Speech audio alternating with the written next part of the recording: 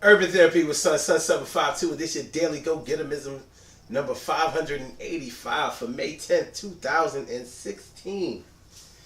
Ah man, y'all have to excuse me tonight. Pardon me because I have a little sinus infection, a little cold going on. I don't like being sick. I don't know about you, but I can't stand it. So I've been drinking, trying to drink liquids all day, trying to stay hydrated, to get the vitamin C popping.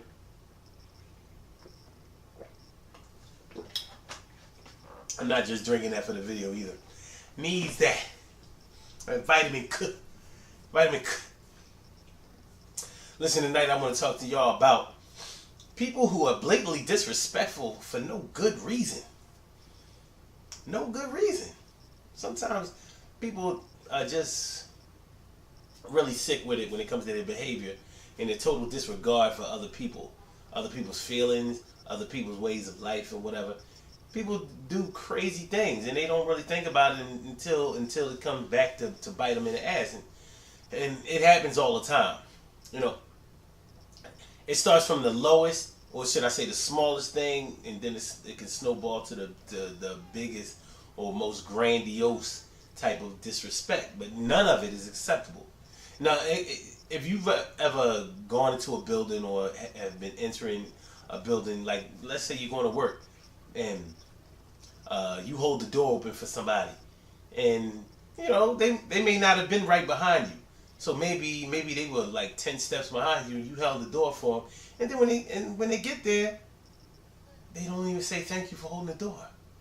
Now this is not a common occurrence, but I've seen it happen. Now some of the reasons that they may not have acknowledged you is because they might have been prejudiced. They may have been just straight up racist, and they didn't want to speak. I'm like, but how could you do that?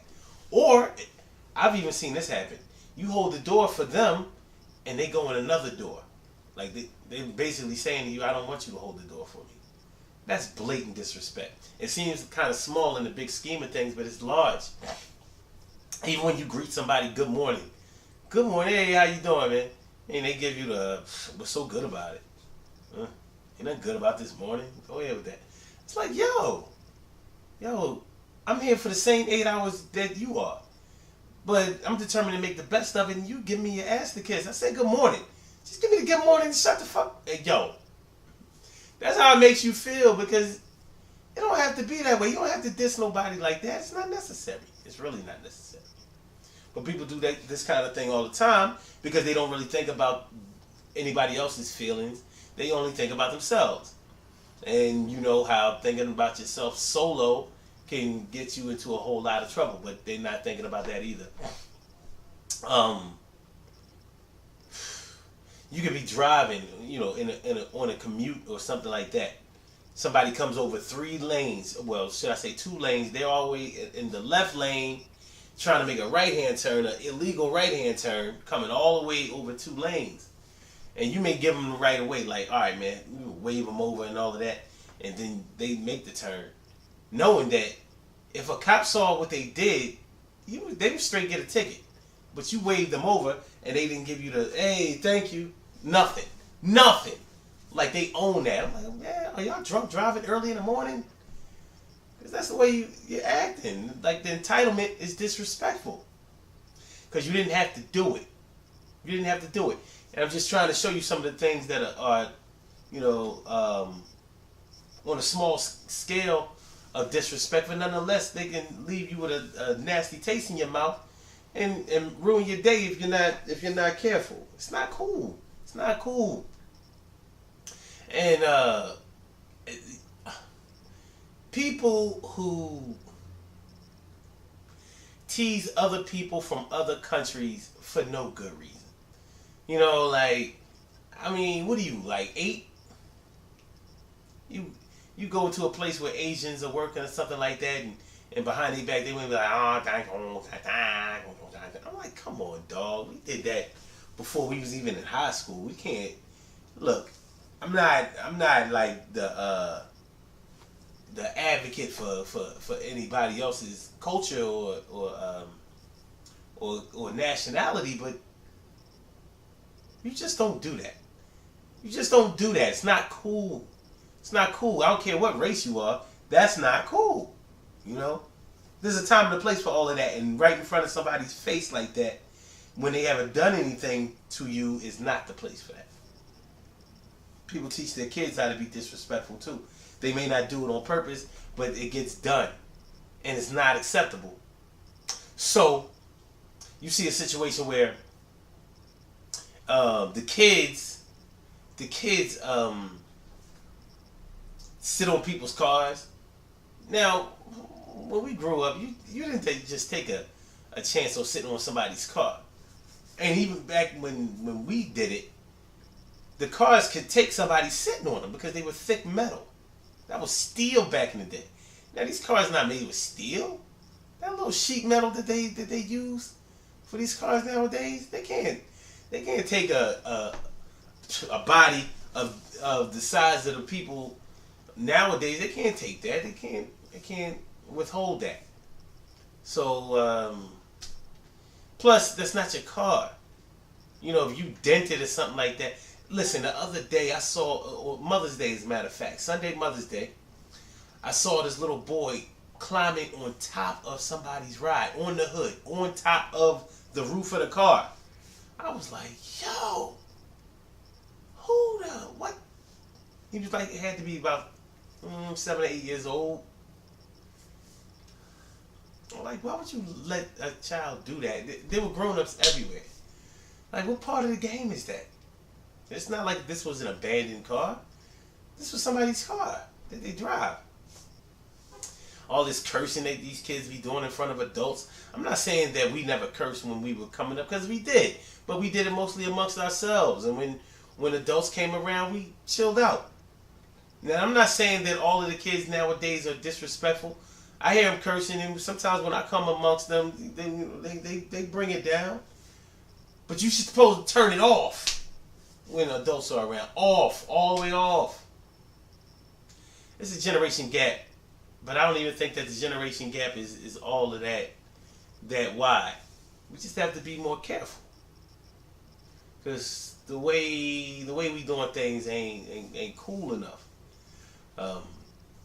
All of this weed smoking that these young people are doing, that's one thing. But if you sitting on somebody's steps, and you done emptied out your blunt fillings, the tobacco that's in the blunt, on somebody's sidewalk, and you're sitting on these steps, what are you doing sitting on these steps smoking weed? Like, yo, you must be crazy. That is not cool. Not cool in any way. But parents enable this type of shit now. Now, there are going to be plenty of people who say, well, son, you can't stop kids from doing what they do when the parent's not around. That's true. But I do believe that home training goes a long way. And not all kids are followers of their peers. Some kids are leaders. Now, it all depends on which direction you're leading. Are you leading them towards something good, or are you leading them towards something negative?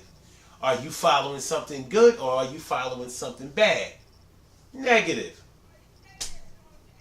We got to do better than that. We better do better than that. Because it's little incidents like that, like the ones I spoke of, that get people hurt. Good things happen to those who wait. Great things happen to those who grind. And anything can happen to those who go for theirs. So go hard, go for yours. And remember, the disrespect towards other people is just not necessary. There's no reason that you have to do it. You know, it only takes a couple of minutes to show a little gratitude, a little kindness, cordiality. It don't cost you nothing. And actually, it will pay you back a lot more than you would ever think that it would cost you. It will pay you back.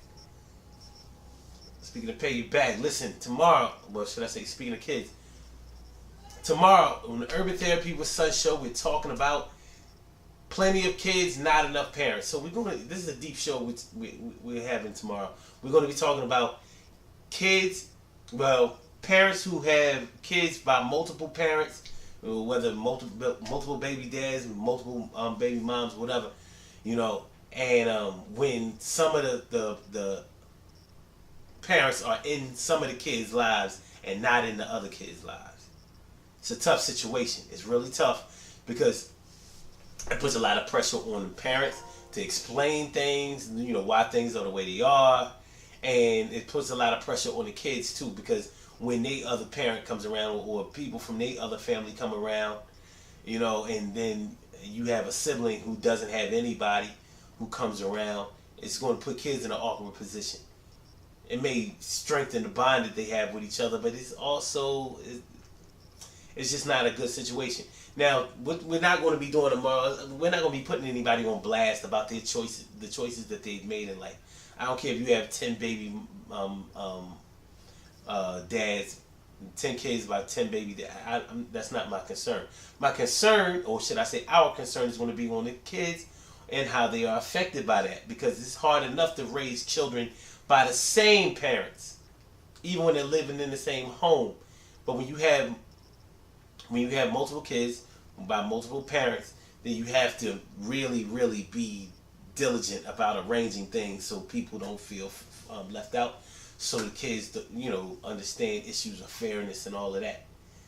And you want to make sure that the emotional wounds and scars don't get a chance to ever be inflicted. So that's how it's going down on Urban Therapy with Son show tomorrow, 8:30 Eastern Standard Time. Call in number 347-677-1533. So make sure you come through, because this show right here,